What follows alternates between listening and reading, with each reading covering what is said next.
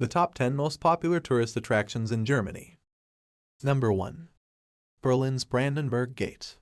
The massive sandstone Brandenburg Gate in Berlin's Mitte neighborhood was the first neoclassical building in the city, and was constructed for King Frederick William II in 1791. It was designed after the Acropolis in Athens, with the quadriga, the magnificent four-horse chariot pulling the goddess of victory situated atop this magnificent structure. It stands an astonishing 26 meters tall. Its 6 huge columns on each side of the structure form 5 impressive passages. 4 were used by regular traffic, while the center was reserved for the royal carriages. Huge Doric columns also decorate the 2 buildings at each side of the gate, once used by toll collectors and guards. It's difficult to imagine that the gorgeous building you see today, which is unquestionably Berlin's most recognizable structure, was badly damaged during World War II. It was also formerly a portion of the famed Berlin Wall, which represented the partition of Berlin into East and West for a number of decades. One of the most recognizable landmarks in today's energetic Berlin is the Brandenburg Gate. More than merely the only remaining historical city gate in Berlin, this location came to represent the partition of Berlin into East and West during the Cold War, as well as a united Germany after the fall of the wall. Architecturally speaking, the sandstone Brandenburg Gate is one of Germany's earliest and most beautiful examples of a neoclassical structure. Berlin's first Greek Revival structure, the Brandenburg Gate, was built between 1788 and 1791. It was created by Karl Gotthard Langhans, architect to the Prussian court, and was modeled by the imposing doorway at the Acropolis entrance in Athens. The Brandenburg Gate is supported by 2 rows of 6 Doric columns and is 26 meters high, 65.5 meters long, and 11 meters deep. The quadriga figure, created by Johann Gottfried Schadow, was placed atop the gate in 1793. This statue also has a narrative of its own. The French emperor ordered the quadriga to be carried to Paris as war loot and a symbol of his victory in 1806, after Napoleon's forces captured Berlin. The quadriga was brought back to Berlin in 1814 after Napoleon's forcible abdication, and it once more decorated the Brandenburg Gate, facing east and toward the city's core. In 1946, with the post-war split of Germany and Berlin, the Brandenburg Gate was in the Soviet zone. The gate was inaccessible to both citizens and visitors when the Berlin Wall was first constructed in 1961 because it was located in an area that was off-limits. On December 22, 1989, when the Berlin Wall came down, 100,000 people gathered here for the Brandenburg Gate's formal opening. Shortly after, thousands descended on the area to mark the city's first ever unified New Year's Eve. Today, the Brandenburg Gate symbolizes a united Berlin more than virtually any other municipal monument. Number 2. Cologne Cathedral.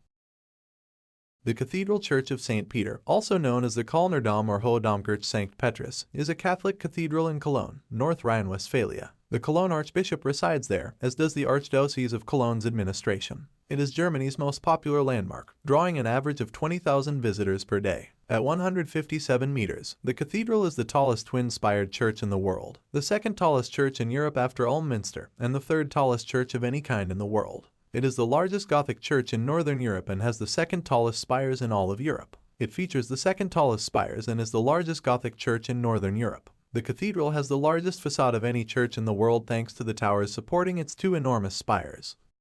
When the foundation stone for the current Cologne Cathedral was laid in 1248, there were already several other buildings on the site. A Roman temple constructed by Mercurius Augustus may have succeeded the earlier structure, which may have been used for grain storage. Nonetheless, beginning in the 4th century, Christian structures were constructed there, including the oldest cathedral, a square construction that was ordered by Metternich, the first bishop of Cologne. At the east end of the current cathedral was a freestanding baptistry from the 7th century, but it was destroyed in the 9th century to make way for the second cathedral. Graves, including that of a kid who was lavishly decorated with grave goods and another of a woman who was rumored to be Wisigard, were found in the area of the current cathedral during excavations. It is believed that these burials date to the 6th century. The octagonal baptismal font and the baptistry's remains are all that are left now. In 818, work was finished on the second church, known as the Old Cathedral. On April 30, 1248, while being demolished to make room for a new cathedral, it was completely destroyed by fire.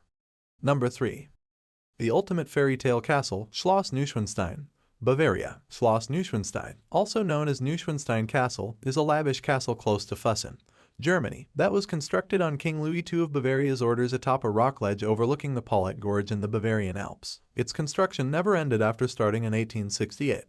Hohenschwangau Castle, a neo-Gothic fortress with medieval influences that was lavishly decorated with scenes from myth and poetry, was where Louis II spent a significant portion of his boyhood. After assuming the throne in 1864, Louis began construction of the new Hohenschwangau Castle, which he planned to be an even finer recreation of a medieval-style castle in keeping with his fairy tale image of monarchy. Christian Jank, a scene painter, created the Romanesque drawings, which Eduard Riedel then turned into construction blueprints. Georg von Dahlmann succeeded Riedel as principal architect in 1874, and Julius Hoffmann followed him in 1886. In September 1869, the cornerstone for Neuschwanstein was laid. Louis anticipated finishing the entire project in 3 years, but by 1873, only the gateway structure was livable. On January 29, 1880, a ceremony to mark the completion of the castle was performed, but it was still under construction. Almost 4.5 years later, the technical fittings were finished, but the castle was still unfinished in 1886 when Louis committed suicide by drowning. Only 6 months total had passed since he had intermittently been there. The incomplete castle was turned into a museum and presented to the public a few weeks after his passing. Just approximately a dozen rooms were ever constructed, and the castle's bower and square tower were not finished until 1892. It's known that Neuschwanstein is a paradoxical castle. It was constructed at a time when fortresses like castles were no longer necessary, and despite its idealized medieval style, Louis insisted that it include all the most modern conveniences. A walled courtyard, an indoor garden, spires, turrets, and an artificial grotto are all features of the opulent building. Neuschwanstein includes forced air central heating and running water throughout, in contrast to the medieval castles it was patterned after, including flush toilets and hot water in the kitchen and bathrooms. 3 stories below the kitchen, an elevator serves the dining room. Even though very few people had telephones at the time the castle was built, Louis made sure that it was wired for them. Number 4. Miniature Wonderland and the historic port of Hamburg. The spectacular Miniature Wonderland, the largest model railroad in the world, is located in the center of Hamburg's historic port. It is a popular destination for both young and old people. This enormous scale model, which boasts more than 9.5 miles of model railroad track, has parts for the USA, England, Scandinavia, and Hamburg. Also, it contains more than 400,000 human figures, 1,300 trains, and 50,000 minuscule lights. It's not unusual for visitors to spend a lot of time exploring this fascinating environment, which features congested towns, charming rural vistas, bustling harbors, and astonishingly realistic miniature airports with genuine planes that take off. Book one of the behind-the-scenes excursions for a particular experience. They're especially enjoyable at night. Number 5. Munich's Marionplatz.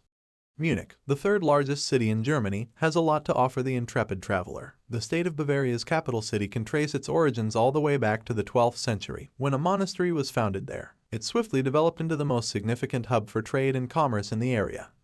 Marionplatz, a sizable plaza where traders from all over Bavaria would gather to conduct business and where locals would gather to shop and witness medieval jousting competitions, served as the focal point of this elevation. Today's, this large plaza continues to draw large crowds of people, but for various reasons. They come here for sightseeing or perhaps to enjoy a meal at one of the stylish cafes and restaurants on the square or to buy in its distinctive boutique stores.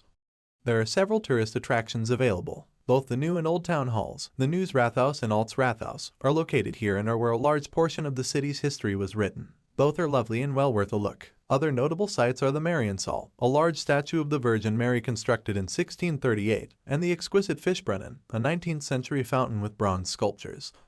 Why not think about going during the winter for a completely unique experience? If you do, you'll get the chance to experience the annual Christmas market's breathtaking illumination of the Marionplatz, which will be your reward. There are also other winter celebrations hosted here, such as the lengthy Fasching Carnival that lasts for an entire month. Locals and guests participate in enjoyable dances and festivities that have been hosted here for centuries from January to February every year. You may have fun at Marionplatz at any time of the year. The famed Glockenspiel at the Neues Rathaus delights audiences 3 times daily from March through October with its mechanical dancers, continuing a tradition that began in 1908. The Christkindlmarkt, which sells holiday-themed merchandise, food, and drink, begins operating in Marionplatz and other city squares 3 weeks before Christmas. Number 6. Conexy, Bavaria. One of the outstanding natural attractions in the German region known as Berchtesgadener Land is the picturesque Bavarian Lake of Conexy. This region in Salzburg, often known as the King's Lake, is a hiking and biking haven thanks to its extensive network of trails. The lovely trail that runs along the east bank of the Conexy to the Mallerwinkel is one of the most well-liked activities. It is famous for its outstanding views of the lake and the surrounding mountains and is also known as Artist's Corner. Taking a boat to the 17th century pilgrimage church of St. Bartholomew at the southern end of the lake and then walking there to reach the Obersee is another equally appealing tourist option. The most well-known tourist destination and one of the most well-liked mountain resorts in the Bavarian Alps is Berchtesgaden, which is located near the terminus of the Deutsche Alpenstrasse. Berchtesgaden National Park should also be mentioned here. Since 1990, this area of exceptional natural beauty has been recognized by UNESCO as a World Heritage Site. The Conexy is a natural lake located close to the Austrian border in the southeast Berchtesgadener land region of Germany. In the Berchtesgaden National Park, the lake is located mostly. Conexy appears to be translated literally as King's Lake, but although König in German does actually mean king, there had not been a Bavarian monarch since the reign of Louis the German until Elector Maximilian I Joseph assumed the throne in 1806. The lake was once known as Conexy, therefore the name Kuno is more likely derived from the first name of local nobility who appear in various historical texts referencing the grant of the Berchtesgaden Provostry in the 12th century. The lake is marketed as Germany's cleanest lake and is known for its crystal clear water. As a result, since 1909, the lake has only been open to pedal, rowing, and electric-powered passenger ships. The Bayerische Schiffsfahrt Company runs passenger services along the length of the lake and makes stops at Seeland, St. Bartholoma, Salet, and Kessel. The longest excursion from Seeland to Salet takes 2 hours under ideal circumstances. Swimming is not allowed in the Seeland block region. Number 6. Conexy, Bavaria. One of the outstanding natural attractions in the German region known as Berchtesgadener Land is the picturesque Bavarian Lake of Conexy. This region in Salzburg, often known as the King's Lake, is a hiking and biking haven thanks to its extensive network of trails. The lovely trail that runs along the east bank of the Conexy to the Mallerwinkel is one of the most well-liked activities. It is famous for its outstanding views of the lake and the surrounding mountains and is also known as Artist's Corner. Taking a boat to the 17th century pilgrimage church of St. Bartholomew at the southern end of the lake and then walking there to reach the Obersee is another equally appealing tourist option. The most well-known tourist destination and one of the most well-liked mountain resorts in the Bavarian Alps is Berchtesgaden, which is located near the terminus of the Deutsche Alpenstrasse. Berchtesgaden National Park should also be mentioned here. Since 1990, this area of exceptional natural beauty has been recognized by UNESCO as a World Heritage Site. The Conexy is a natural lake located close to the Austrian border in the southeast Berchtesgadener land region of Germany. In the Berchtesgaden National Park, the lake is located mostly. Conexy appears to be translated literally as King's Lake, but although König in German does actually mean king, there had not been a Bavarian monarch since the reign of Louis the German until Elector Maximilian I Joseph assumed the throne in 1806. The lake was once known as Conexy, therefore the name Kuno is more likely derived from the first name of local nobility who appear in various historical texts referencing the grant of the Berchtesgaden Provostry in the 12th century. The lake is marketed as Germany's cleanest lake and is known for its crystal clear water. As a result, since 1909, the lake has only been open to pedal, rowing, and electric-powered passenger ships. The Bayerische Schiffsfahrt Company runs passenger services along the length of the lake and makes stops at Seeland, St.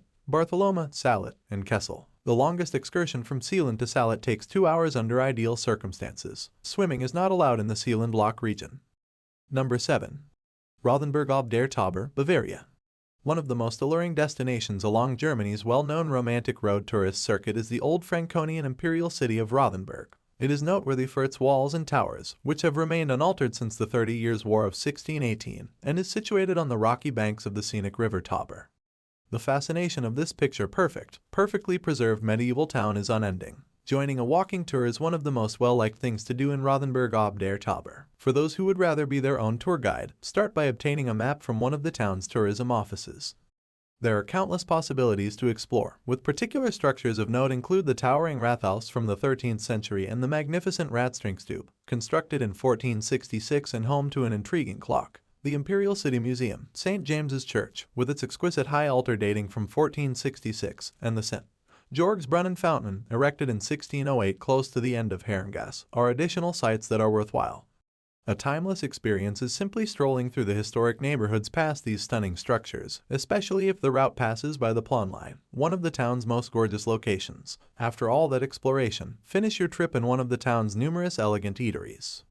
If you're traveling in the winter, make sure to stop here for the customary Christmas market, which attracts visitors from all around the nation and even farther afield. The phrase Red Castle over the Tauber translates to Rothenberg ob der Tauber in German. The town's location on a plateau with a view of the Tauber River explains why this is the case. According to some, the name Rothenberg derives from the Germanic words Rot and Berg, alluding to the color of the red roofs on the homes that face out over the river. The term redding may also be used to describe the process of using flax to make linen. Number 8. Sanssouci Park in Palace, Potsdam.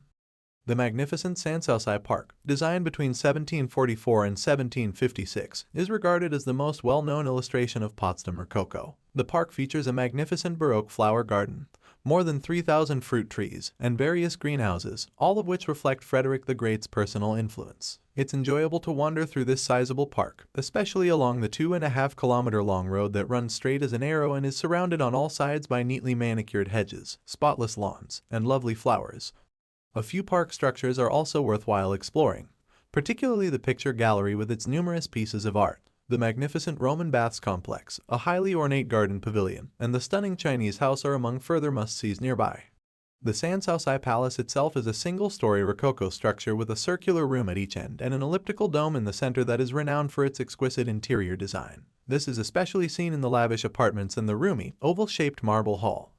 Frederick William IV moved into the palace during the 19th century, hiring Ludwig Perseus to renovate and enlarge it while Ferdinand von Arnim was tasked with enhancing the grounds and, consequently, the view from the castle. Up to the end of the Hohenzollern dynasty in 1918, the town of Potsdam, with its palaces, was a favorite destination for the German imperial family to stay.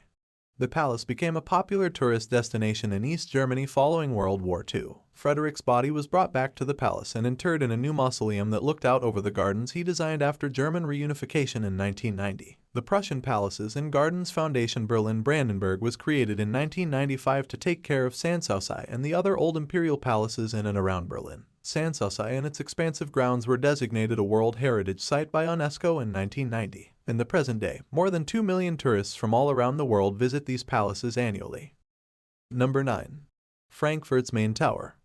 Germany is particularly well known for its many spectacular historic buildings, but it is also becoming well known for its contemporary architecture. Frankfurt, a historic imperial city that is quickly rising to become one of the most significant financial capitals in Europe, offers one of the best examples. The business core of the city today goes by the name Manhattan, a tribute to both its riverside location and the numerous skyscrapers that presently dot its skyline. Nonetheless, the main tower, which has a pleasant architectural design, is by far the most outstanding building. The tower's observation decks, which stand 240 meters tall and have at least 56 stories, provide unmatched views over the city and the main river. And if you don't mind heights, reserve a table for dinner at the main tower restaurant and lounge for a breathtaking sunset view. Don't forget to look around the specialty stores and artwork on the tower's lower floors as well. Number 10. Dresden Frauenkirche. Another incredible tale of post-World War II restoration may be found in Dresden. The beautiful Frauenkirche is a gorgeous church that was once regarded as one of the finest specimens of Baroque architecture in all of Europe. It is located here in the historic heart of the city. It's difficult to imagine that the church was completely devastated during the war given how it appears today. But, because of the tenacity and devotion of the citizens of the surrounding metropolis, what was left was meticulously categorized and saved until the start of reconstruction after German reunification. The entirely restored interior is equally spectacular, with the rebuilt high altar serving as a particular highlight because it still maintains the church's original appearance. Don't forget to take advantage of the chance to visit the church dome for its breathtaking views of the city. For information on forthcoming performances and events as well as the attraction's normal service schedule, see its website. The Dresden Frauenkirche, also known as the Church of Our Lady or Dresdner Frauenkirche, is a Lutheran church located in Dresden, the capital of the German state of Saxony. The church, which was destroyed during the Allied firebombing of Dresden near the conclusion of World War II, was rebuilt between 1994 and 2005. Prior to the Reformation, an older church edifice was Catholic before becoming Protestant.